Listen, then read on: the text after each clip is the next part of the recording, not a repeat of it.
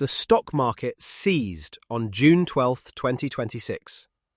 Not because it crashed, but because a single ticker, SPCX, surged past every known valuation metric. A $75 billion capital raise that afternoon launched SpaceX's valuation to an unprecedented $2.1 trillion. This single event vaulted Elon Musk's personal net worth to $1.4 trillion, an empire of capital larger than the entire GDP of Taiwan. Yet, the man at the helm, the world's first trillionaire, lived in a starkly contrasting reality. His Boca Chica home, a mere 400-square-foot prefab box, contained little more than a cot, an empty fridge, and a singular commitment to the mission. This contradiction defined the empire, a mind-boggling scale of wealth forged from decades of calculated risks, relentless pressure, and a singular focus on the future. The path to that trillion-dollar valuation began in a decidedly unglamorous Palo Alto 1995. Musk, then 24, slept on a futon in his rented office, the same space housing the nascent servers of Zip2 Corporation. His daily budget stretched a meager $3, forcing showers at the local YMCA and an existence bordering on the monastic. He ran Zip2's local business directory server on a single desktop computer during the day, then wrote code through the night. Zip2 offered digital city guides to newspapers, providing maps and directories in a pre-Google world. The internet boom of the late 90s ignited a frantic search for digital infrastructure. Compaq, recognizing Zip2's unique niche, acquired the company in 1999 for $307 million cash. Musk, at 27, pocketed $22 million from the sale. Instead of retreating, he immediately pushed all his chips back into the game. In 1999, he invested $12 million into X.com, a direct assault on the traditional banking system. He aimed to revolutionize online banking at a time when consumer trust in internet financial transactions was virtually non-existent. X.com's aggressive expansion quickly brought it into direct competition with Confinity, a rival financial startup founded by Max Levchin and Peter Thiel. The two companies merged, forming PayPal, a decision that would reshape online payments forever. However, during his honeymoon flight, the PayPal board executed a swift coup. They fired him as CEO, replacing him with Peter Thiel, citing operational disagreements. Despite the internal turmoil, eBay acquired PayPal in 2002 for a staggering $1.5 billion. Musk's share of that sale was $180 million. He faced a decision: secure his future or gamble it all. He chose the latter almost immediately. He plunged $100 million into SpaceX, $70 million into Tesla, and $10 million into Solar City. This left him virtually cash poor, borrowing money for basic rent. It was a calculated burn the ships protocol. The years between 2006 and 2008 forged him in the crucible of near-total collapse. SpaceX, his audacious bet on affordable space travel, suffered 3 consecutive Falcon 1 failures in the Pacific. The first Falcon 1 launch in March 2006 failed just 41 seconds after liftoff due to a corroded nut in the engine. The second attempt in March 2007 saw a fuel slosh issue in the second stage, causing engine shutdown. The third, in August 2008, involved a timing delay during stage separation, causing the first stage to recontact the second. Each failure drained the company's remaining cash, pushing it closer to oblivion. Tesla, meanwhile, faced its own death spiral.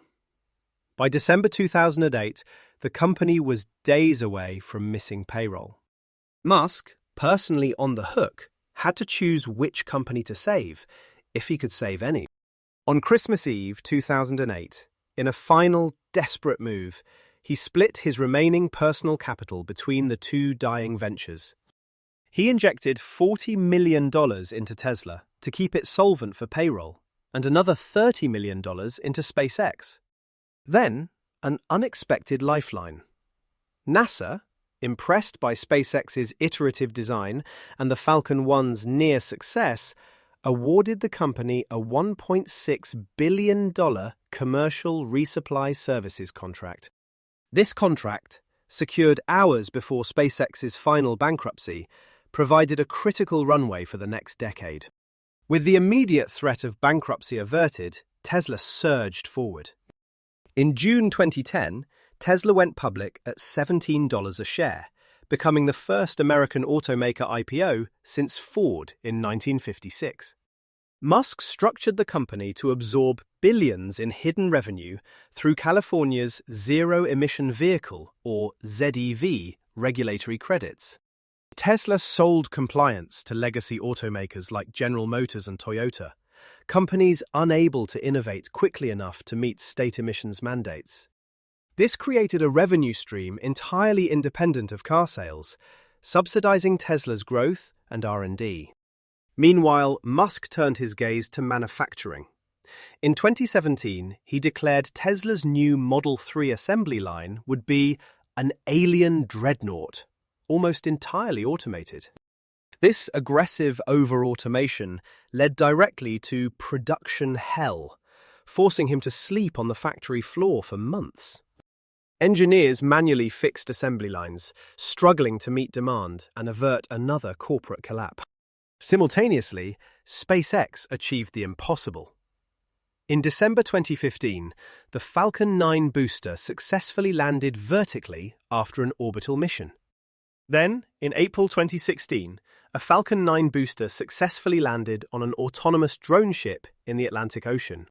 This revolutionary reusability slashed launch costs by 70%.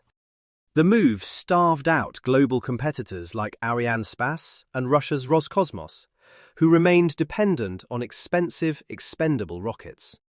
The stage was set for the ultimate corporate chess move in 2018. Musk negotiated a $55 billion compensation package tied directly to astronomical market capitalization milestones. The deal outlined 12 tranches of stock options, each contingent on Tesla hitting a $50 billion increase in market cap, coupled with aggressive operational goals. If Tesla failed to reach a $650 billion market cap, he would receive exactly $0. No partial payouts. While Tesla battled its growth targets, a new empire quietly launched: Starlink. Beginning in 2019, SpaceX weaponized its low launch costs, deploying thousands of Starlink satellites. This built an inescapable global utility monopoly, controlling the data veins of the planet. Over 6,000 Starlink satellites now orbit Earth, providing internet access across continents and oceans. The convergence of these ventures propelled Tesla's market cap to over $1 trillion and SpaceX's to $2.1 trillion, ultimately unlocking every tranche of his compensation package. This created a chasm of wealth, a $1 trillion gap between Musk and the second richest person on Earth. He had not merely acquired wealth, he had redefined its scale. When questioned about the next milestone, perhaps becoming a quadrillionaire, $1,000 trillion, his response was not a joke. It was a literal strategic projection. Factories on the Moon and Mars to achieve. He had outgrown the global financial system itself, trading traditional fiat currency for the ultimate metrics of power, mass and energy across the solar system.